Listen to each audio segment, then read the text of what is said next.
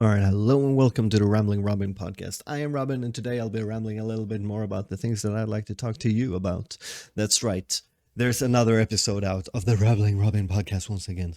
I don't know why I'm saying it like that because I should be uploading these weekly, but you never know. Here's another one. I just finished playing A Short Hike. It's what a great game. Oh my god. I love this game. A short hike, more like the perfect game. Not really. It's amazing. I love it. It's not the perfect game. I don't know what the perfect game would be. I'm one of those people where like if you say perfect, that means no flaws. There's nothing bad you could ever say about this game. And basically there are no perfect games in my opinion. But a 9 out of 10 is really good. That's what it gets from me. A 9 out of 10. Only and like the biggest complaint that I have is like you can't control the camera, but you can kind of control the camera, and sometimes the camera just shifts in like to like accommodate like the area that you just entered. But sometimes that happens when you're like flying around and it's just like you don't know where you are anymore, or you barely even know where you're heading because you can't see anything. Either way, I love a short hike. A short hike, basically, it's a little game where you're this little bird on an island where you go for a short hike. You're heading for Hawk Peak, I believe it's called, to get some cell phone reception. But on the way there, you can do a lot of things. You can collect seashells, you can collect a lot of coins, you can collect something called golden feathers, which help you basically fly and climb and run fast and stuff like that.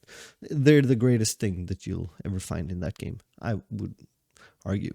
There are some things that might be better depending on what your preferences are, but it's just a fun little game where you just you just explore this little island, talk to the other people there, like you get little things, like you talk to one guy and he's like, oh, I have this shovel and I'm making sandcastles, and you're like, that shovel is way too big. You shouldn't be making sandcastles with that shovel. Are you crazy? And he's like, well, it's what I got. And like, I'll find you a sandcastle shovel. And it's like, all right, if you do that, I'll trade you that sandcastle shovel for this real shovel. You get that shovel, then you can start digging any place where you feel like you should be able to dig. You'll find stuff. Perfect.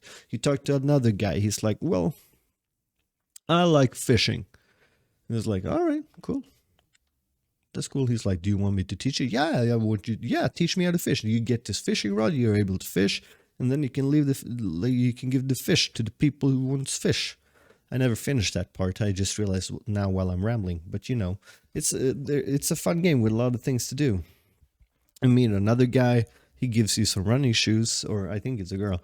They give you some running shoes if you can give them a red hairband. It's like, yeah, I'll go find your red hairband, come back with the hairband, like, here, have the running shoes. Now you can run fast. Oh, that's perfect. Stuff like that. It's just a cozy little game. And the graphics. Oh, I love the graphics. They look amazing. There's just something about that. I guess you call it old school by now. Damn. That DS, like that Nintendo DS style, like 3D graphics. I'm sorry about that burp. Um, where it's kind of a jaggedy 3D, which is really charming. Like it's not like PlayStation 1 or Nintendo 64 3D. It's more detailed, but it looks like the graphics can't keep up. So it looks very jagged, like it looks like a pixely 3D kind of thing. Not to say that it looks great. I think it looks great, and they have really tailored like the way the world is shown to work well with it. It's amazing. Like if I would have to explain this game using other games, I would say this, like, what would happen if you crossed Journey with Animal Crossing?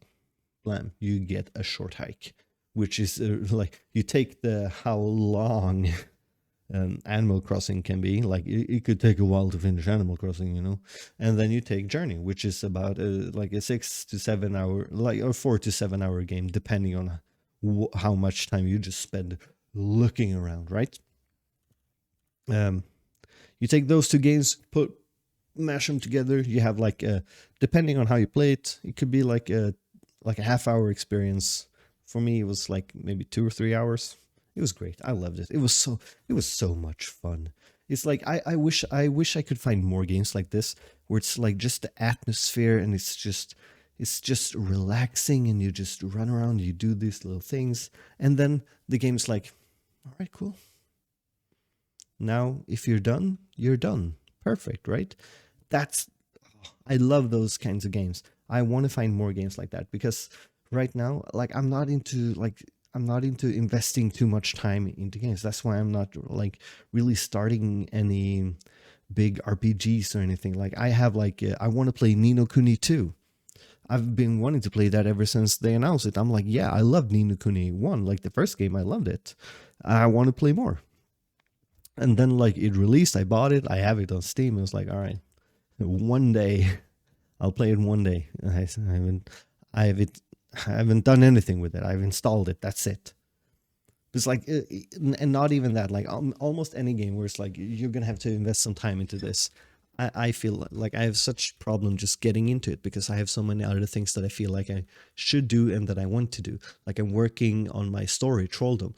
Like if I'm playing a game for 5 or 6 hours, then it'd be like, okay, why didn't you just work on the thing that you want to do and that possibly could actually become something that you make money out of, and then you have your hobby as your job, Robin. You know, the thing you've been dreaming of since you were like 7. Yeah, why didn't I do that? That's like just to avoid having those thoughts, I'm just not playing games. But then I'm just wasting time on YouTube, like an hour, like 20 minutes at a time. Which is that better? I doubt it. Like to a degree, I guess, depending on what I watch on YouTube, like it could be helpful for whatever I'm trying to do. I'm drawing, I'm writing, I'm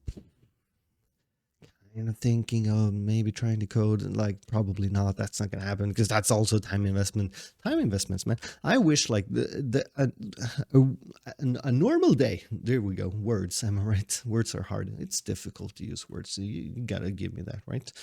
So like in a normal day, 24 hours. 24 hours is just not enough. Give me 56 hours in one day. Bam, perfect. Oh my god, wouldn't we all be so much more productive in our like spare time, in our free time, if we just could,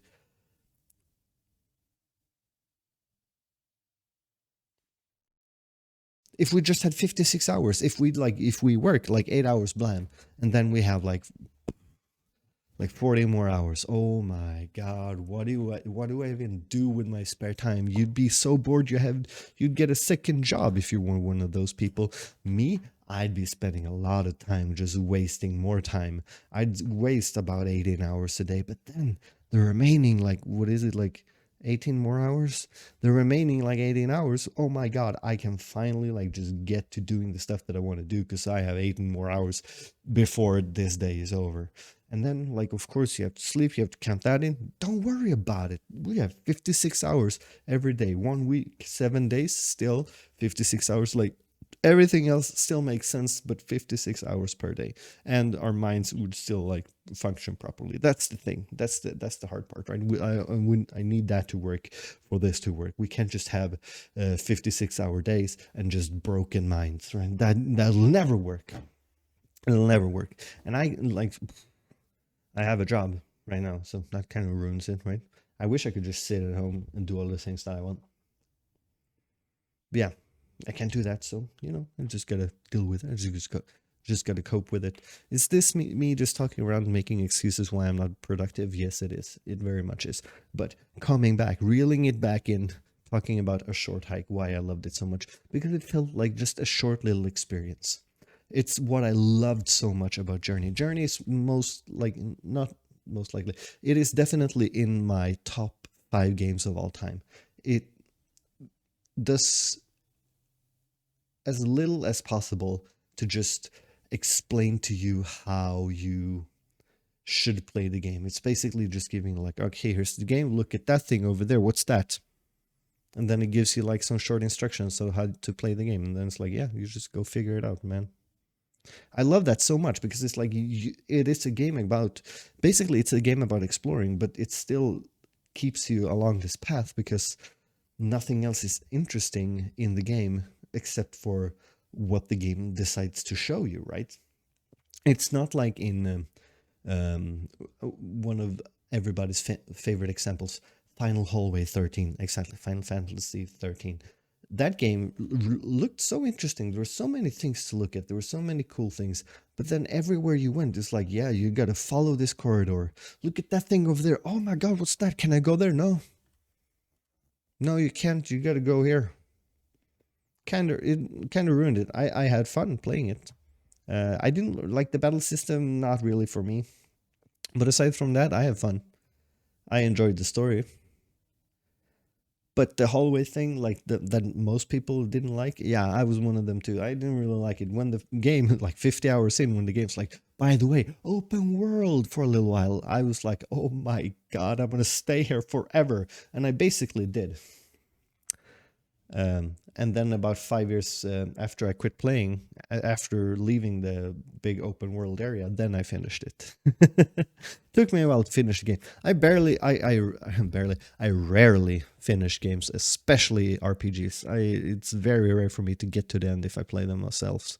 But yeah, that's why I love Short Hike. That's why I love Journey. I love like just shorter games. I love Firewatch. Firewatch was such a great game. It was how long was it? Like 4 to 5 hours ish. I played that with my friend. Like we basically just waited for the game to release, and on the same night that the game released, we just played through the entire game together. It was so fun. It was just nice. It was like seeing the story developing. We had no idea what we were in for. Was it going to be like a horror? Like it felt like, ooh, wow, it's kind of like building up some kind of mystery, and then it's like, no, not really. And then like, no, wait, there is some kind of mystery here.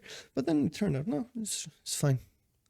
Something happened, but do you want to call it a mystery? I wouldn't call it a mystery either way. I'm not going to spoil. Firewatch is a great game too. Like I guess there's something about these games where they try to just tell this short little story, and you get to kind of just act it out. And sometimes you have more freedom, sometimes you have less. That's what I love about like shorter games. But then like if you bring that to like a larger scale, one of my favorite games, like this might be a shock, the first Legend of Zelda game that I ever finished was Breath of the Wild. Breath of the Wild is amazing. I love that game. I played it so much, like, and what I loved about the game and what I loved about the Short Hike was basically like they're like, all right, here's the start of the game. I'm like, all right, cool. Now do your thing. I'm like, what's my thing? It's like, and in Breath of the Wild, there's like, well, there's a quest you can do over here. We put the thing on your map. I'm like, all right, cool. I'm gonna head that way though. I'm gonna head the other direction. All right, is that cool? Nobody says no. All right, great. And then I basically I basically did the entire game before I went to do that quest. Because like I didn't feel like doing the story. The story wasn't really grabbing me. I just wanted to explore. And then I went exploring. I did all these things. I'm like, what happens if I try to do this? All right, cool. I died. What's this huge dude? Oh my God, it's just dude with one eye, but like a bunch of weapons hanging from his like necklace. Wow, I have 3 hearts. I'm gonna beat this dude. Took me like 20 tries, but I beat that dude. I got all the weapons. Now I'm heading into the desert. What's going on here? Like, it was just so much fun exploring. I love when the game just gives you freedom to do, like, just explore on your own. But not always. I enjoy GTA. It's kind of fun. It's not like I'm not really into the just modern day setting. It's not that fun for me. It kind of takes away the feeling of adventure to me. Like if you're just like, this is a city, I'm like, all right, cool. So if I go down the street, take a right and then a left and keep heading straight, where will I be? Oh, another part of the city that looks somewhat similar because it's a modern day city. Cool. That's really neat. Not really for me. I used to like that, not anymore. And same with like things like Skyrim. Never got into that. I played like was it Morrowind a little bit, and I kind of liked it. But my problem when it comes to that is like just like the first person RPGs not really working for me. and Morrowind felt kind of clunky. I might have liked Skyrim if I gave it a shot, but I haven't given it a shot yet, so it's fine. And it's like it doesn't really seem like, from what I've seen from the game, it doesn't really have that atmosphere that I like. It kind of just looks like we're trying to look somewhat realistic, and I'm like, ugh. I like more stylized. That's also a thing, I guess. I like stylized games. I don't want my games to try to look real, because real is just real life. And then when you do crazy things, I believe it less. Most of the time. Sometimes maybe it works. I don't have any concrete examples of where it works or doesn't work. But I just know in general, I like when the game has like an art style where I'm like, oh wow, that looks different. That's why I like a lot of Nintendo games, because Nintendo like, let's do art style and then think about graphics. And I'm like, oh my god, thank you so much. It looks great. Like Mario Rabbids. Oh my god, that game, chef's kiss. Perfect. Not perfect, but great, right? I like to say perfect, even though I don't actually mean it a lot of times. That game looks great, and it plays great. I love Mario Rabbids. I need to play the expansion. I need to play... Did they release a 2? I think they released a second game. I haven't played it. I need to play it. Though, I guess the problem is, it's Nintendo. It's not a cheap game.